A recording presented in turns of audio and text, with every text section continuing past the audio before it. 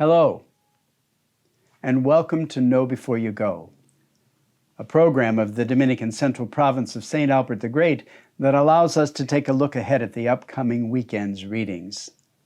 I am Father Jim Marchionda, Provincial of the Chicago Dominicans, and I am happy to be with you as we approach the 30th Sunday of Ordinary Time. Because we are so close to November, All Souls Day, I want to announce that the Dominicans would like to pray for your deceased loved ones throughout the month of November. And if you would, please go to our website, opcentral.org, where you can let us know the names of those in your lives who have died, for whom you would like us to pray. It would be an honor for us. Today's readings for the 30th Sunday of Ordinary Time are readings I've been waiting for, especially the first one from the book of Exodus. You will recognize it, and it is more relevant today than we can even begin to imagine. Listen to these powerful words from the author of Exodus. You shall not molest or oppress an alien, for you were once aliens yourselves in the land of Egypt. You shall not wrong any widow or orphan, if ever you wrong them, and they cry out to me, I will surely hear their cry, and my wrath will flare up. Whoa! I knew that reading was somewhere in the fall part of Ordinary Time. And I was so pleased to see that it fell on this Sunday. Aren't those powerful words for us today? We were aliens once ourselves. How could we be anything but compassionate toward aliens? How could we be anything but understanding and sensitive toward aliens, toward immigrants, toward refugees, toward peoples who know nowhere near the amount of comforts some of us experience and have? What a challenge in our day. It made me immediately question myself. It made me question and ask, how is Christianity treating refugees today? How are we doing with that? How is Christianity treating immigrants? How are we doing with our aliens? How is the Church of God doing with protecting God's little ones? For now, I'll just leave those questions with you.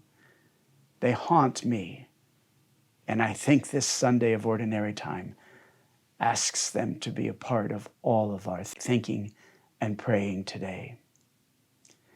Now, the Gospel of St. Matthew for this Sunday parallels that in that Jesus had silenced the Sadducees. And so one of the Pharisees goes up to him. They go up to test him, and they send a smart one. They send a scholar of the law.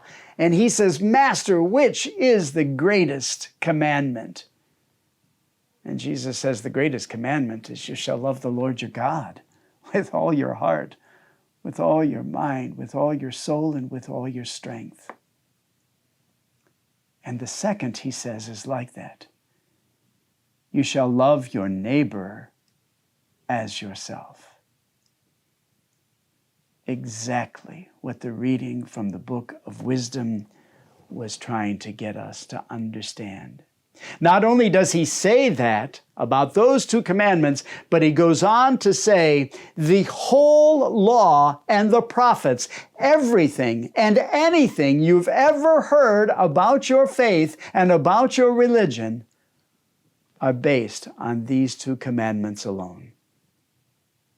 Love of God with everything you've got, and love of neighbor with everything you've got. They are two sides of the same coin.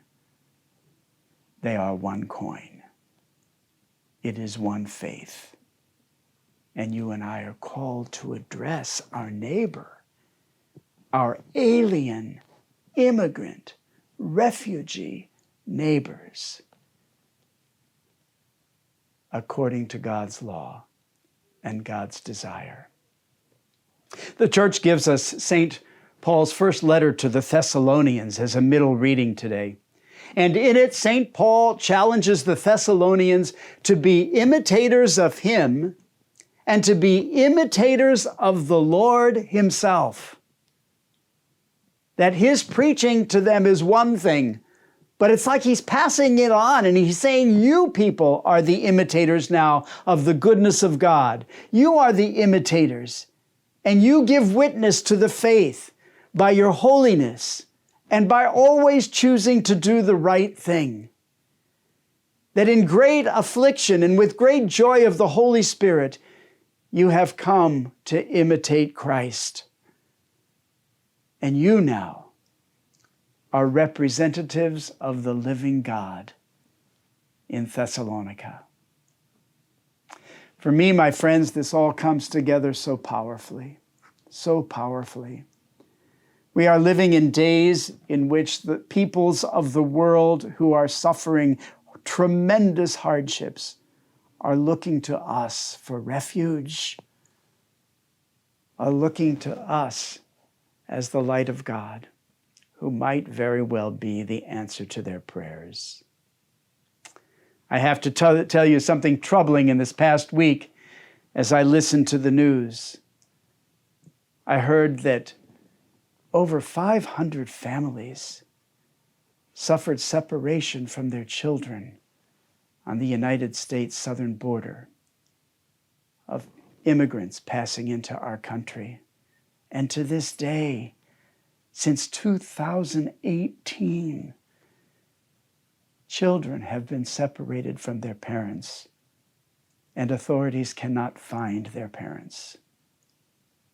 It makes me heartsick, as I know it makes you. I try to make it very personal. I started thinking of my great nieces and nephews, 2, 3, 5, 10 years old, imagining if suddenly they were separated from their parents, my nieces and nephews. And the thought is horrifying. I invite you to do the same thing, to think of your grandchildren, the little ones, the innocent ones, who have no idea of what is often going on around them, to be suddenly separated. There was such an outcry in 2018 over this policy that it stopped. But the horrific news today is that parents and children have been difficult to reunite.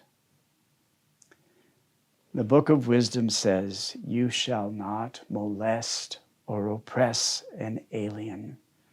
Remember who you are, and that you were once aliens yourselves. You shall not wrong an orphan or a widow. Come on, come on.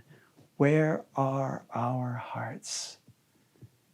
The scriptures for the 30th Sunday of Ordinary Time ask us to be people of heart, and not just any heart.